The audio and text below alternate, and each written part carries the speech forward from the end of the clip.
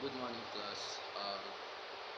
Today we are going to be discussing javelin, still under athletics, field events. In the previous class, we explained the meaning of athletics and also pole vaults in general. Today we are going to be discussing on the basic javelin skills. That is the skills that are involved in participating in javelin. Now,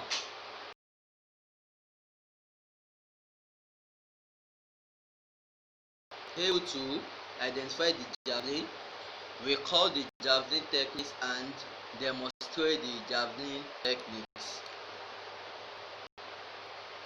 Now, what do we mean by the word javelin? Javelin is a field event which involves the throwing of an implement with one hand for distance over a horizontal surface. The competitor is called javelin thrower, that is, throwing of implement on the field with one hand for a distance over a horizontal surface. That is what is javelin. Qualities of a good javelin thrower.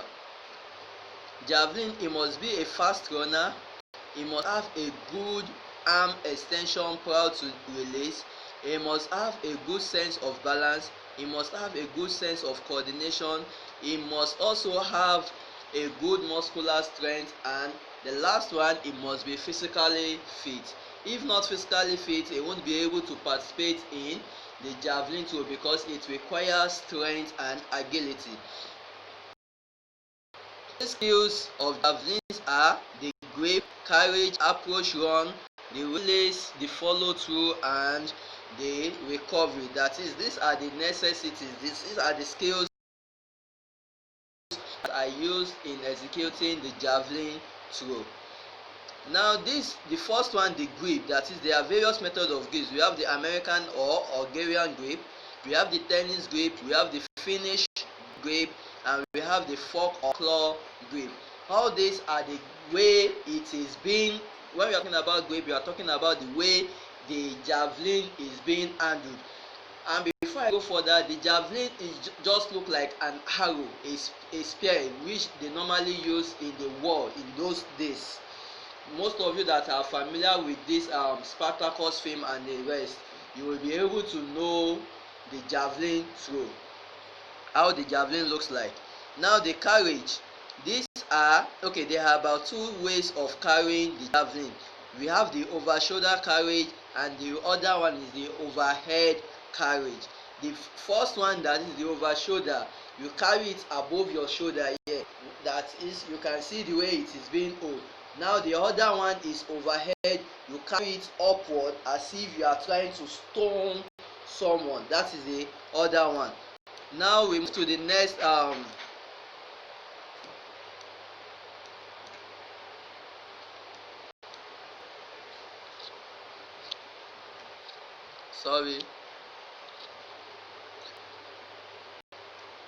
we move to the next one, that is the approach run. This approach run, when you are talking about the approach run, we are talking about how you start the run from the beginning. That is, the run should get the thrower to the powerful throwing position of the 5-stride rhythm. The carrying arm is withdrawn in the first 3 steps. The fourth is the impulse stride, when the body leans backward. And the elbow of the other arm leading, and the last stride is the cross step that makes the abrupt stop, at which the javelin is powerfully released. There is a special spike shoe for this break near the scratch line. That is, the break near the scratch line. That is, when you are throwing a javelin throw, there is a line. What we mean by this is there is a line in which the competitor should not step over. If the competitor step over the line, it is a no throw, that is a foul throw. So it's going to be called as no throw. He or she will have to retake the throw, and if it is above the 3 rows, that is, you have three opportunity to throw. If you do the first one, no throw, the second one no throw, the third one no throw, you don't have any opportunity to come back and throw any of the throw. Now the release is, during the release the left side of the body is faced to provide a base. That is the release of the when you the recovery, to recover and to avoid going over the scratch line. You can see what I was saying the other time. The right leg is brought forward, the left foot is brought back, and foot. Now we have different types of throw. We have the first one as the standing throw and the second one as the running throw. When you are talking about the standing throw, that is the essence, that is for you to stay. No need, this one does not really need approach run to make your throw. But the other one, the running throw, you start from the track, you run from the track downward to throw, to make a throw.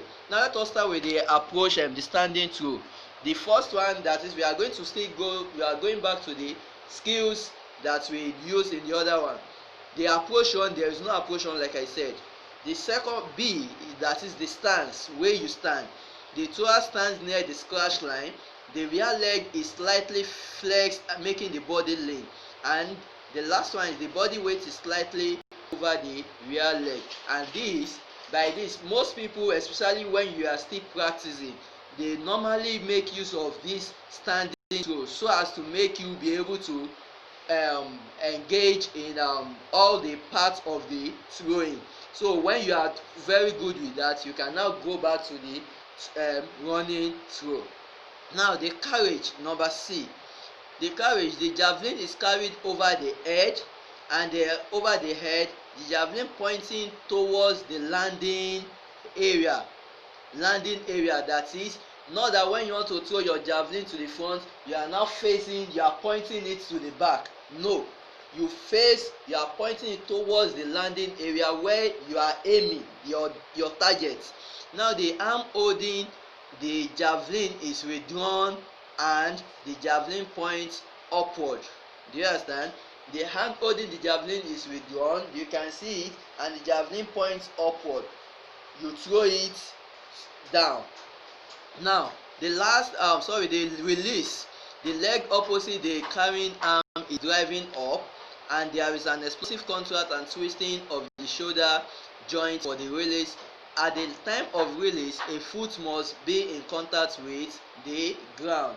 That is, at least a foot must be in contact with the ground.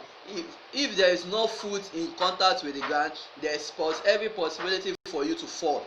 Do you understand? So it's better there is a foot contacting the ground so you can regain your strength and stamina. Now the last one is the recovery, that is, the body weight is now transferred to the other leg.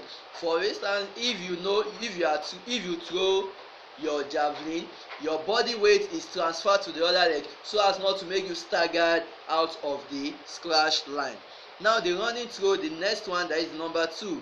Like I said, the running throw has been discussed under the previous techniques we explained the other time. Now that is about the javelin. So if you have any question, you can forward your question to me. But before we go, we need to know the dimension of the javelin throw. Now as you can see, this is the dimension of the javelin throw. This is the field where the javelin is being thrown. Here, from this side down to this area here, it is what is known as the landing area. Do you understand? That is the landing area. You can write it down. You can just write landing area at the side here. Now, and this landing area has a sector of 29 degrees. It is important to know that because it normally comes out in your I've seen some past questions that has that they ask for this landing area. That they ask for landing the sector of the landing area. And otherwise, we also have the runway where you have to start your running before you exhibit your throw of the javelin. Hope that is clear to you. If you have any question, as I said, though, feel free to ask your question. I'm always available for you. Thank you very much. Have a nice day.